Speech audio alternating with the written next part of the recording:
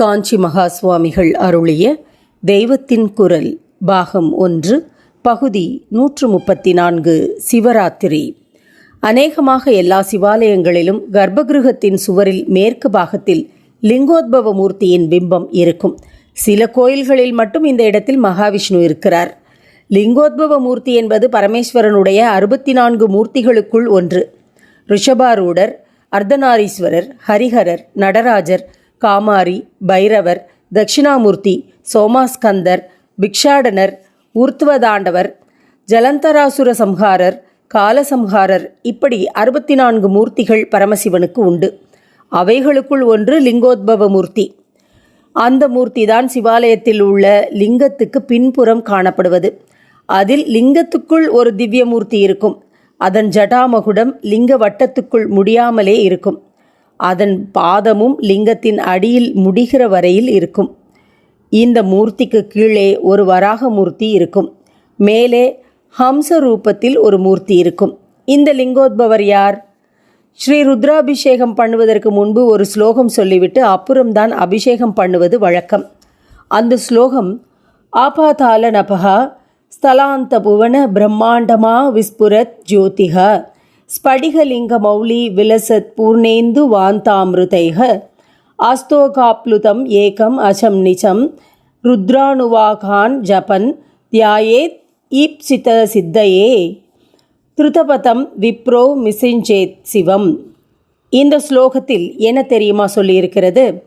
பாதாள முதல் ஆகாச பரியந்தம் எல்லையில்லாத ஜோதி ஸ்வரூபமாக பிரகாசிக்கின்ற ஸ்படிகலிங்கத்துக்கு அபிஷேகம் பண்ண வேண்டும் என்று சொல்லியிருக்கிறது. ஸ்படிகலிங்கத்துக்கு ஒரு வர்ணமும் சொல்ல முடியாது. எந்த வஸ்துவை அதில் வைக்கிறோமோ அதனுடைய வர்ணத்தை அது பிரதிபலிக்கும். குண தோஷம் இல்லாதது அது. ஞானம் எப்படி பரிசுத்தமாக இருக்கிறதோ அப்படி அந்த ஸ்படிகலிங்கம் இருக்கிறது. அதன் பின் பச்சை வில்வத்தை வைத்தால் லிங்கமே பச்சையாக தோன்றும். சிவப்பான அரளியை வைத்தால் சிவப்பாக தோன்றும். அது நிர்விகாரமானது. பரபிரம்மஸ்வரூபம் நிர்விகாரமாக இருந்தாலும் நம்முடைய மனோபாவத்தை எப்படி வைக்கிறோமோ அப்படி தோன்றும் என்பதற்கு திருஷ்டாந்தமாக இந்த ஸ்படிகலிங்கம் இருக்கிறது. அது எதையும் மறைக்காது. அதற்கு பின்னால் உள்ள வஸ்துக்களையும் அதன் வழியாக பார்க்கலாம். பரமசுத்தமாக நிஷ்களங்கமாக இருக்கும். நிர்குணமாக பரமாத்ம வஸ்துவுக்கு அது திருஷ்டாந்தம். நினைக்கிற ரூபமாக அது தெரியும். மேலே சொன்ன ஸ்லோகப்படி அதன் சிரசில் பூரண சந்திரன் இருக்கிறது. பூர்ணேந்து என்று ஸ்லோகத்தில் வருவது பூர்ண இந்தும். இந்து என்றாலும் சந்திரன் என்றாலும் ஒன்றுதான். ஈஸ்வரன் ஜடையும் கங்கையும் கண், காது, மூக்கு, கை, கால் முதலிய அவயவங்களும் கொண்ட சகல ரூபத்தில் வருகிறபோது அவர் 3ஆம் பிறையை வைத்துக்கொண்டு சந்திரமௌலியாக இருக்கிறார். ரூபமே இல்லாத பரமாத்மா நிஷ்கள தத்துவமாய் இருக்கிற போது அங்கே சந்திரன், கங்கை எதுவும் இல்லை.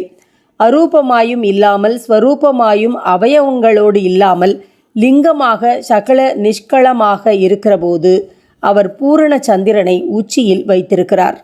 அதிலிருந்து அமிர்தமே கங்கை மாதிரி கொட்டுகிறது. யோகிகள் தமது சிரசுக்குள் சகசிரார கமலத்தில் உள்ள சந்திர மண்டலத்தில் ஜோதி ஸ்வரூபத்தை தியானம் பண்ணுவார்கள். அந்த சந்திர பிம்பத்திலிருந்து அமிர்தம் ஒழுகும். அதனால் அவர்களுக்கு பரமானந்தம் உண்டாகிறது. சமஸ்த பிரபஞ்ச ஸ்வரூபமான ஜோதிர்லிங்கம் குளிர்ந்தால் லோகமெல்லாம் குளிரும். இதனால்தான் சிவலிங்கத்துக்கு ஓயாமல் அபிஷேகம் செய்வது, ருத்ர அபிஷேகம் செய்வது. ருத்ர அபிஷேகத்துக்கு முன்பு சொல்லும் ஸ்லோகம் இதையெல்லாம் அறிவுறுத்துகிறது. சகல பிரம்மாண்டமும் சிவலிங்கம்தான். ஸ்ரீருத்ரத்தில் இப்படியே சொல்லப்பட்டிருக்கிறது. சர்வ பதார்த்தங்களும் நல்லது கெட்டது எல்லாம் சிவஸ்வரூபம் என்று ஸ்ரீருத்ரம் சொல்லுகிறது. லிங்கம் ஏன் வட்ட வடிவமாயிருக்கிறது?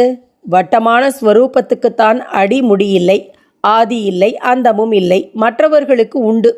முக்கோணத்துக்கு சதுரத்துக்கு உண்டு. ஆதி அந்தம் இல்லாத வஸ்து சிவம் என்பதை லிங்காகாரம் காட்டுகிறது. சரியான வட்டமாக இல்லாமல் லிங்கம் நீளவட்டமாக இருக்கிறது. பிரபஞ்சமே இப்படித்தான் இருக்கிறது.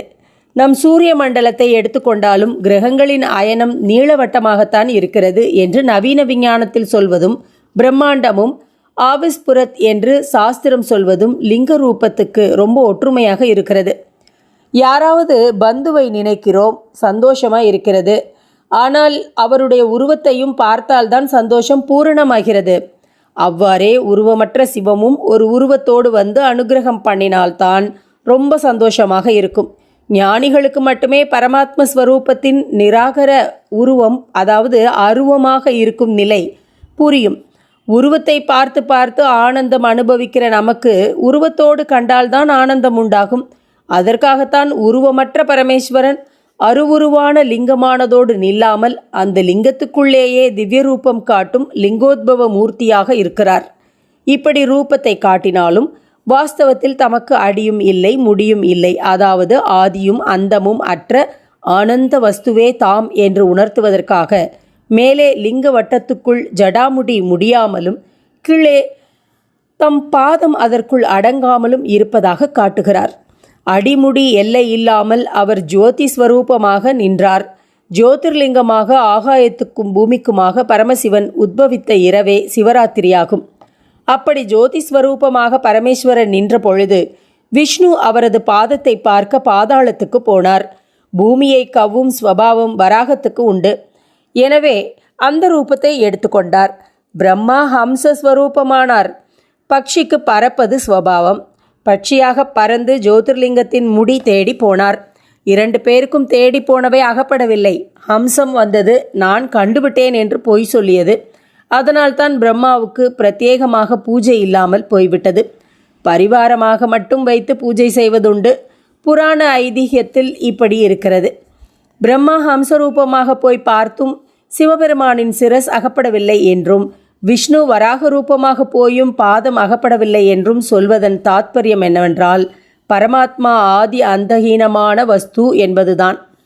சிருஷ்டி பரிபாலனம் எல்லாவற்றையும் கடந்த வஸ்து அது என்பதுதான். இப்படி அடிமுடி தேடி பிரம்மாவும் விஷ்ணுவும் பெற முடியாதவரையே என் சாமர்த்தியத்தால் அறிய முடியும் என்கிற அகங்காரம் இல்லாமல் அன்போடு பக்தி செய்து உருகினால் வெகு சுலபத்தில் அவர் நமக்கு அகப்பட்டு விடுவார்.